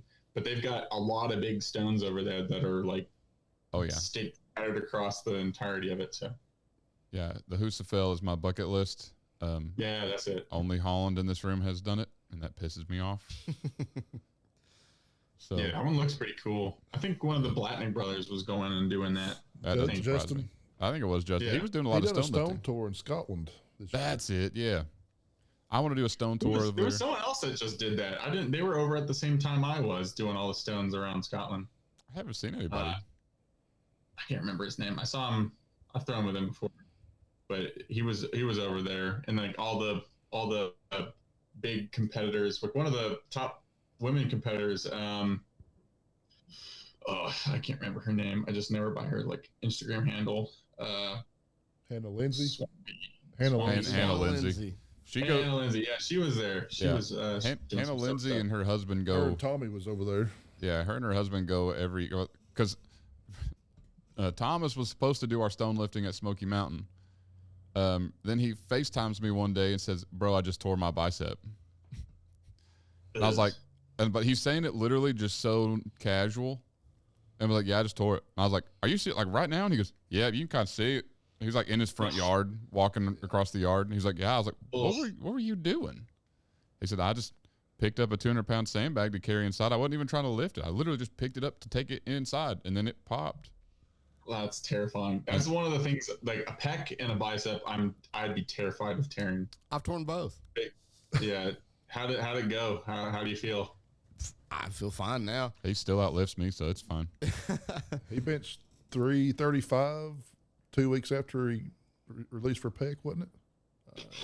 Yeah. 335. See, I told you. Damn. That's not far off of my max, and that's pretty wild.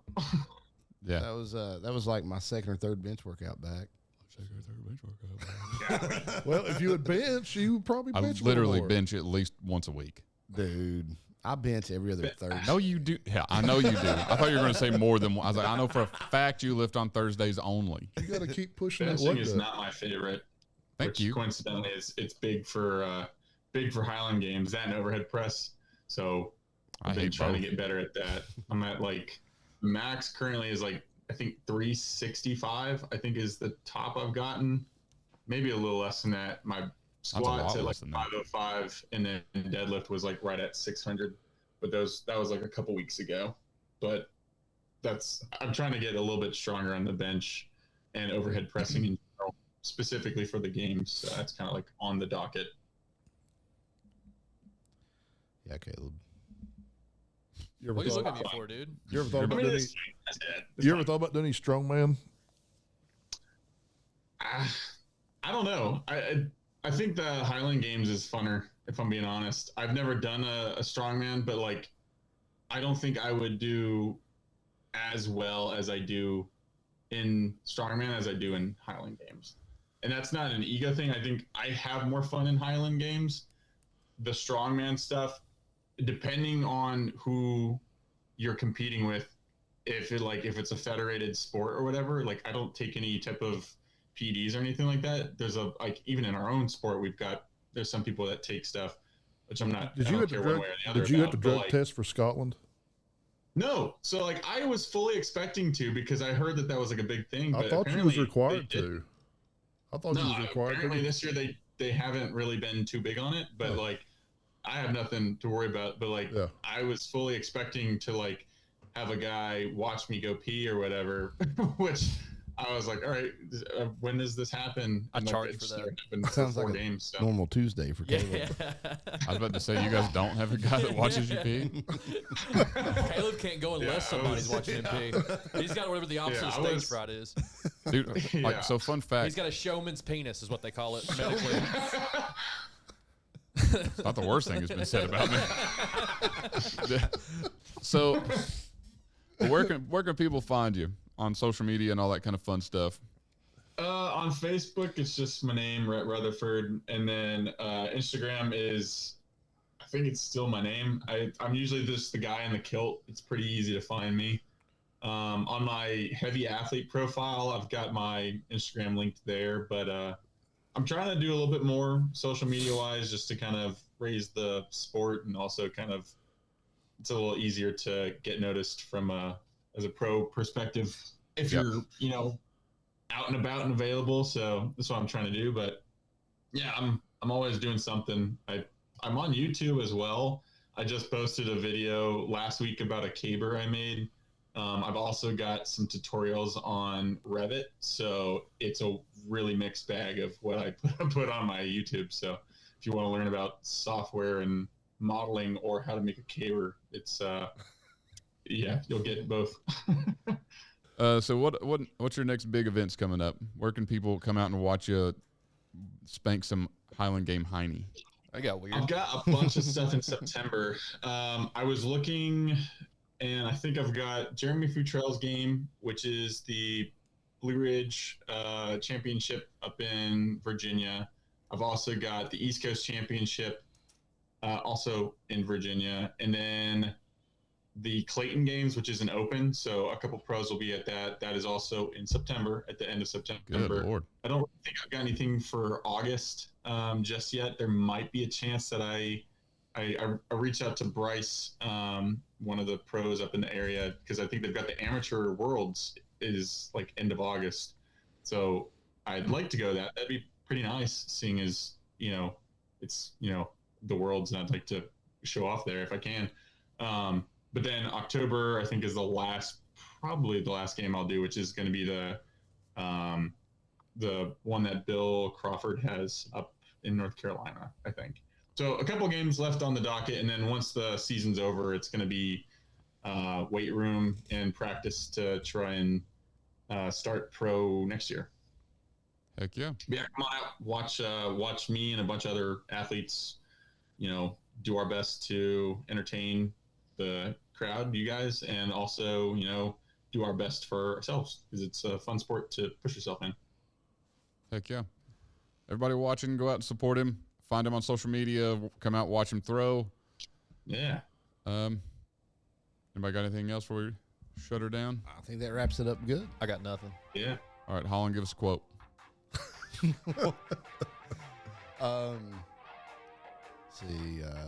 Nobody who's led a life of leisure has left a name worth remembering. Teddy Roosevelt.